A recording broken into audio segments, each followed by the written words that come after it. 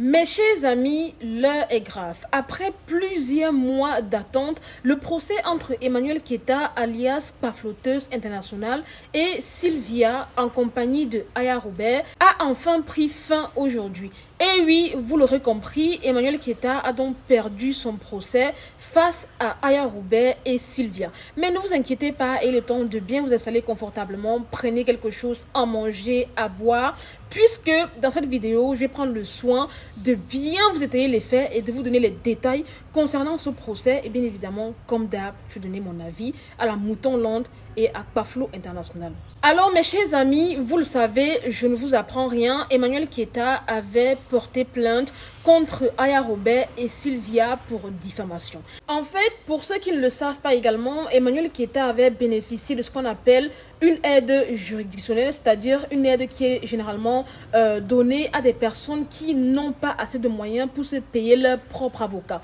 Donc l'avocat qui avait été donné à Emmanuel Keita a été pris en charge par l'État français. Contrairement à Aya Robert et Sylvia qui ont payé de leur propre poche leur avocat, Emmanuel Keita a bénéficié quant à elle d'une aide juridictionnelle. De deux, pour ceux qui ne le savent pas, sachez que quand on parle de diffamation, on parle d'éléments trompeurs dits sur une personne. Ça veut dire que si jamais Emmanuel Keita porte plainte à Sylvia pour diffamation, il va falloir qu'elle prouve que tout ce que Sylvia a eu à raconter sur les réseaux sociaux était totalement faux. Alors que nous tous, nous savons, tout ce que Sylvia a eu à dire était vrai. Comme par exemple l'histoire des papiers. Emmanuel Keita n'a pas du tout de papier, c'est la vérité. La preuve en est que récemment, elle est partie à Abidjan. Elle a dû demander un visa retour pour pouvoir retourner en France. Donc, une fois que le juge établit que tous les éléments donnés par Sylvia étaient des éléments qui étaient justifiés, vérifiés, et c'est alors à ce moment que même la personne à qui on a porté plainte peut se porter volontaire pour pouvoir montrer que tout ce qu'elle a raconté sur les réseaux sociaux était vrai. Et sincèrement, j'ai confiance en Sylvia parce que je sais que c'est quelqu'un qui, quand elle vient parler sur les réseaux sociaux, elle ne parle jamais dans le vide. Elle a toujours ses preuves en fait. Et une chose aussi, qui a noyé Paflo, c'est quoi? C'est que avant, Emmanuel Keita avait comme poilier Aya Robert et Sylvia, à qui elle envoyait souvent énormément des papos concernant des personnes pour que Aya Robert et Sylvia puissent les poster sur les réseaux sociaux. Je pense que c'est une preuve également qui a été utilisée contre elle. Et c'est à ce moment-là que le juge s'est dit, si toi, Emmanuel Keita, tu as été dans le passé un élément déclencheur de la diffamation, parce que je précise, c'est elle qui envoyait souvent auparavant les papos à Aya Robert et Sylvia pour que ces dernières puissent poster la vie des gens sur les réseaux sociaux. Donc, si jamais elle l'a fait avant, pourquoi est-ce qu'elle viendrait se plaindre que ces deux protégés se soient retournés tout simplement contre elle? Raison pour laquelle elle a perdu gaillardement le procès. Maintenant, la question que tout le monde se pose et dont je vais répondre bien évidemment, c'est qu'est-ce que Aya Robert et Sylvia vont gagner dans ce procès, à part le fait qu'aucune charge n'ait été retenue contre elles et qu'elles ne vont rien débourser pour donner à Maboda Sim 2. Eh bien les amis, tenez-vous prêts. Premièrement, Emmanuel Keita va devoir dédommager la justice française puisque, comme je vous l'ai dit au début, elle a bénéficié de ce qu'on appelle une aide juridictionnelle. Ça veut dire que c'est l'État qui a payé pour elle comment on appelle ça, l'avocat et tout ce qui concerne les frais en fait de procès. Donc la clause c'était ceci: s'il savait qu'elle a raison, Sylvia et Aya Robert devaient lui verser une certaine somme d'argent pour dommages et intérêts. Mais s'il s'avère qu'elle a tort et qu'elle perdait le procès, la justice française allait la poursuivre pour abus. Ça veut dire tout simplement qu'elle a abusé de la procédure et de l'aide juridictionnelle qui lui a été donnée. Donc, vu qu'elle a donc perdu le procès, elle va devoir dédommager la justice française pour tout ce qu'on a mis à sa disposition, c'est-à-dire avocat, frais de ceci et j'en passe. Et aussi, si je ne me trompe pas, elle va devoir également dédommager Sylvia et Aya Robert pour tous les préjudices qu'elle leur a fait subir, parce que les deux femmes ont dû débourser de leur poche énormément d'argent pour se défendre en justice, pour payer leur avocat et j'en passe. Donc, en cas de perte de procès, elle va tout simplement dédommager les deux dames en question. Emmanuel Keita, tu es dans le pain, hein?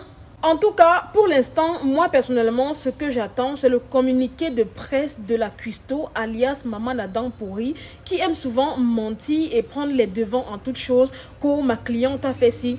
On attend votre communiqué. Parce que la dernière fois, après une petite séance du procès, vous avez couru pour venir faire un point, un compte rendu sur les réseaux sociaux. Cette fois-ci, on attend que votre bouche s'ouvre. Vous l'aurez donc compris, le paflotage de Emmanuel Keita a donc pris fin aujourd'hui, comme quoi la justice française ne connaît absolument pas ce qu'on appelle victimisation. Elle a beau venir mentir sur les réseaux sociaux, pleurer à tout bout de champ, ce qui est sûr, c'est que la justice française fonctionne avec preuve et là-bas, on ne se victimise pas, on ne pleure pas, on ne manipule pas les gens. Vous ne pouvez pas manipuler un juge, c'est inadmissible. Il n'y a que les moutons qui peuvent être manipulés. Malheureusement, le juge non.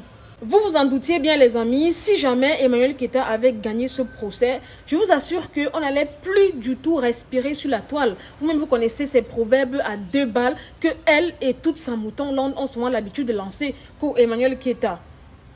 Femme bénie, Emmanuel Keita, de gloire en gloire, bim, ceci, cela. Ok, ouvrez encore vos bouches, on va voir. Donc, j'ai un seul message à vous dire. Chers moutons, l'État français vient en ce jour de confirmer que votre star est une menteuse interplanétaire. Et en plus de ça, vous les moutons allez devoir cotiser via les différents PayPal voilà, qui ont l'habitude de passer dans votre moutonland là, afin que votre queen avec K puisse voilà, dédommager Sylvia et Aya Robert. Parce que oui, elle va pas porter plainte comme ça, faire dépenser pour les avocats et s'en sortir indemne.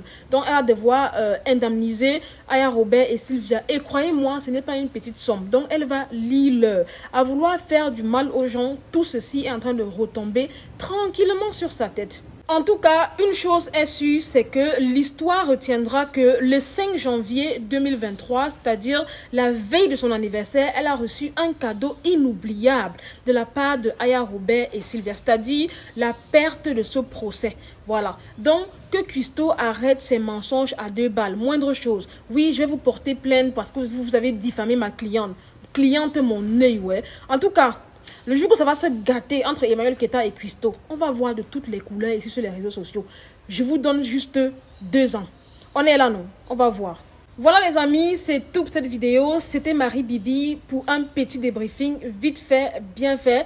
N'hésitez pas à me mettre en commentaire vos avis. Qu'est-ce que vous en pensez de mon débriefing, bien évidemment. Et qu'est-ce que vous en pensez de la victoire de Sylvia et Aya Robert contre Emmanuel Keita, alias la pafloteuse. N'hésitez donc pas à me mettre un petit like en passant et me mettre en commentaire vos avis concernant cette situation. Sachez que, voilà, dites à votre queen que je suis ouverte pour toute plainte. Comme ça, elle va encore aller chercher aide juridictionnelle parce que incapable bien évidemment de se payer un avocat à 2000 €, contrairement à ce que elle nous a fait croire la dernière fois quand elle était encore en couple avec Peter, que j'ai payé avocat 3000 € par tête. Mon œil, ouais, c'est aide juridictionnelle que tu as eu parce que bien évidemment tu n'as pas l'argent, hein? Pendant que ça mange viande en or avec l'argent cotisé par les moutons, ça demande aide juridictionnelle. Adama, on peut faire ça. On peut faire ça. En tout cas, moi je vous aime. Je fais de gros bisous. Beaucoup de bisous. Beaucoup de courage à la Moutonland. Je sais que vous allez rager sur cette vidéo, mais honnêtement, je m'en contrebalance. À très bientôt pour une nouvelle vidéo. Bye.